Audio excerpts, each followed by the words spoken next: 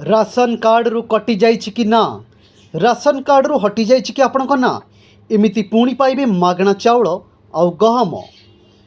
अनेक उत्कृष्ट योजना केंद्र और राज्य सरकार द्वारा परिचालित होउछि, जेउथिरे लोकमाने अनेक सुविधा पाउछंती, जेउथिरे लोकमाने बहुत किछि सुविधा पाउछंती।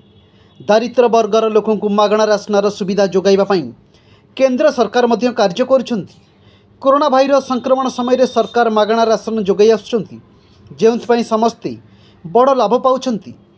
जदि आपणकर एक राशन कार्ड अछि तेबे यह एक भल डॉक्यूमेंट मध्य। जदि कौनसी कारणरू आपणक नाम राशन कार्ड स्कीम रे हटि जाइछि तेबे आदौ व्यस्त हुअन्तु नाही, कारण एक नियम प्रस्तुत करा जाइछि जहाद्वारा आपण यह कार्य को पुनर्बार करिपारिबे।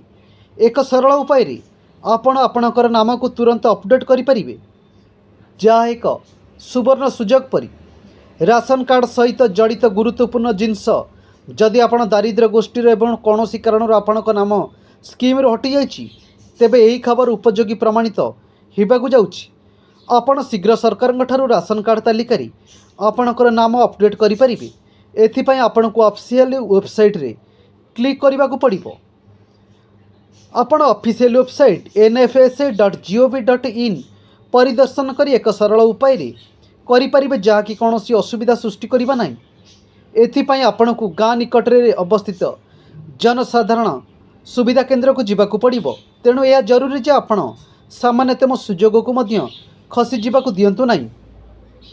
राशन कार्ड रे नाम अपडेट करिवार सहज उपाय। एथिपाई आपणको राशन कार्ड वितरणी विकल्प चयन करिबाकू हेबो। एथिरे प्रथमे आपणको राज्य, जिला, ब्लॉक और परे पंचायत नाम लिखिबाकू हेबो।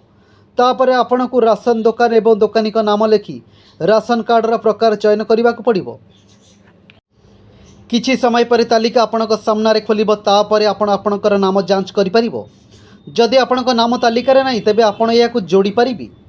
तालिका रे सहज आपणक नाम जोड़ंतु। आपणक नाम को राशन कार्ड तालिका रे जोड़िया पई आपणको कौनसी स्थान रे व्यस्त हेबार आवश्यकता नाही।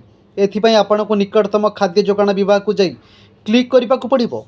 या परे तुमे आपण आपणकर पुनर्जोग फॉर्म पूर्ण कर एवं संपृक्त डॉक्यूमेंट गुड़िकर फोटो संलग्न करिबाकू हेबो। फॉर्म दाखल करंतु, जहाँ पर आपण नाम पुणी जोड़ा होई जिवो।